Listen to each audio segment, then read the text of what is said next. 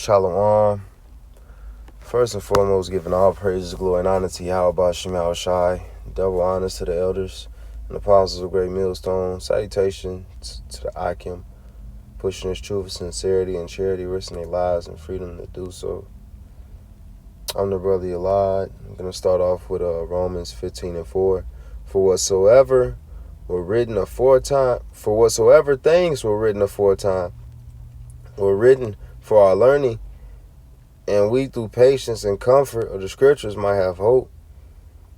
So there are many accounts throughout the scriptures, old and new, with situations that provide ensamples of what to be like and what not to be like, whether it was from wicked men, righteous men, or men that just made a mistake.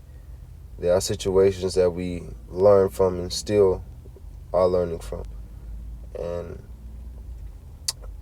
I had to ask myself, what accounts do I remember and what can be learned from it? So I have 3 accounts, and I summarize Numbers 15:32-38. And once again, that's Numbers chapter 15, verses 32-38. And it was an individual who was gathering sticks on the Sabbath. Whether he forgot it was the Sabbath or it was just doing his own thing, he was going off anyway, because scripture, the law say, remember the Sabbath and keep it holy. So the individual was put to death, and that is why you see the fringes was implemented into the law,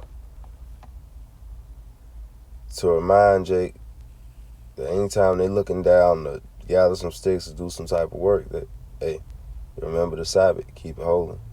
Remember the commandments, keep them, right? Where am I? Account 2, 2 Samuel chapter 6, verses 6-8. And when they came to Nachon's threshing floor, Uzzah put forth his hand to the ark of Yahweh and took hold of it, for the oxen shook it.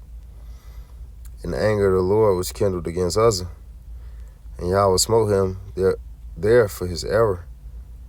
And there he died by the ark of Yahweh. And David was displeased because the Lord had made a breach upon Uzzah.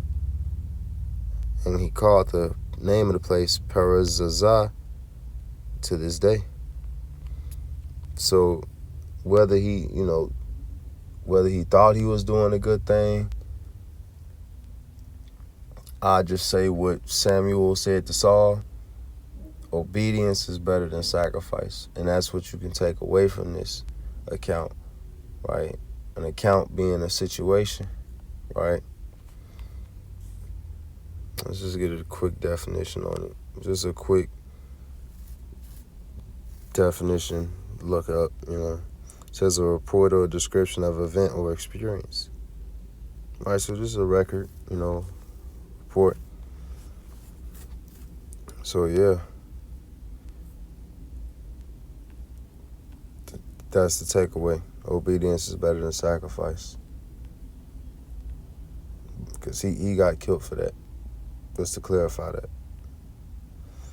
I got a 3rd account. This is my last account, so I'm going to make it count. The book of Susanna. It's just a very beautiful book, if you ask me. One takeaway is to fight for the Lord to the end. He'll fight for you, because the odds were stacked against her. All right, and she kept integrity, knowing it was her word against the word of 2 elders. And you have to imagine that 2 high-ranking men, both bearing witnesses, and all it takes is 2 witnesses, right? Bearing false witness, right, against you, and it's just you. So it's a couple things to take away from Susanna as well, like having a good name, because even they said a servant said Susanna. That don't sound like something Susanna would do when she was being acute. You keeping a good name, people be like, nah, that don't sound like something what's the name would do. You ain't never like that. No. That's a third takeaway that I didn't write in there. Is having a good name, but I just wrote down two takeaways, and the first is just fighting for the Lord, and that shows faith. You know, the Lord can deliver you out of a situation that seems impossible to get out of. The second takeaway is relevant to what's been going on recently, but you have wicked men of the circumcision that may even know the scriptures better than you. I imagine these two elders were maybe the most versed in the scripture at the time in their community where they were. I'd imagine they were, if not the most versed, well versed among the people around them, being that they were elders. So, you know, better it is to know the good and do it, to not know the good and do it, than the man that knows the good and do it not. You know, because the Lord can wink at ignorance. You know, he winks at the ignorance of the things we did in the world when we didn't know transgression and sin. And the Lord, he can reward a righteous act. So it's a win-win for a person that is not as, you know, well versed in the knowledge. And I'm gonna back it up with a scripture, right? But it's another scripture that talk about he that knows his master's will and did it not is punishable with many stripes.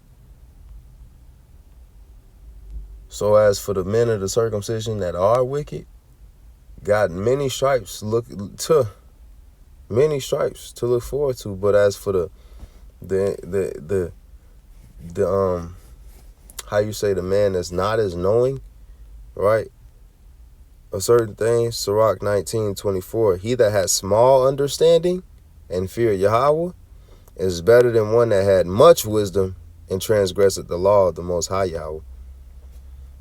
Yeah.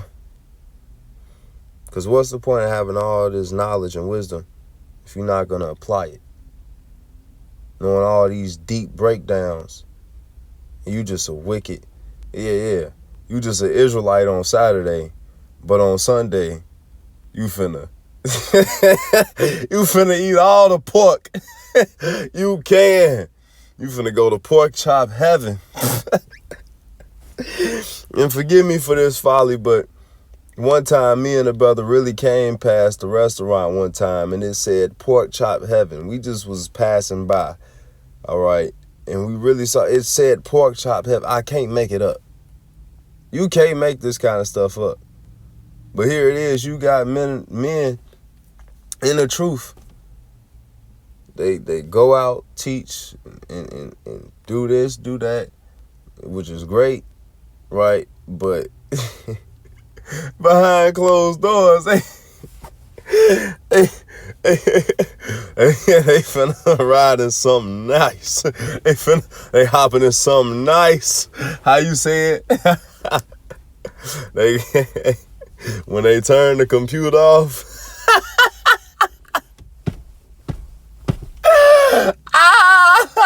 I'm sorry. Salakia, that means forgive me.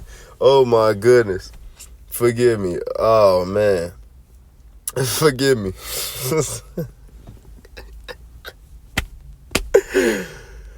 But, yeah, what's the point of being so well studied, so well versed, and having all these deep breakdowns when you just wicked? You a false brother. You a pseudo-apostle, like Apostle Paul said. A pseudo-apostle. False brethren. Pretenders.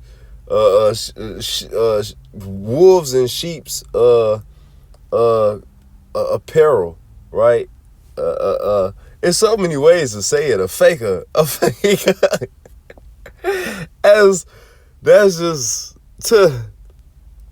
But what's the point, you know? And while, you know, I just mentioned Apostle Paul, he said something along the lines of, before I leave my mind, he said something along the lines of, do you teach men not to worship idols? And then you go commit sacrilege. What does it say in the scripture? Sacrilege. Sacrilege. Sacrilege. Sacrilege. That's spelled like sacral. Dang. Okay. Let me see. I'm gonna try to find it. Right. It was somewhere in Paul's writings. Could have been Corinthians. But he basically was saying, do you teach men not to do this, but you go and do it? Yeah, here it is. Yeah. This right here. The Romans 2:22. Thou sayest a man should not commit adultery. Dost thou commit adultery? Thou that abhorrest idols, dost thou commit sacrilege? You can't make this stuff up, man. Hey, with that, Lord willing, it was edifying. I want to give all praises, glory, and honor to Yahweh, Ba'ashem, Yahweh Shai. Shalom.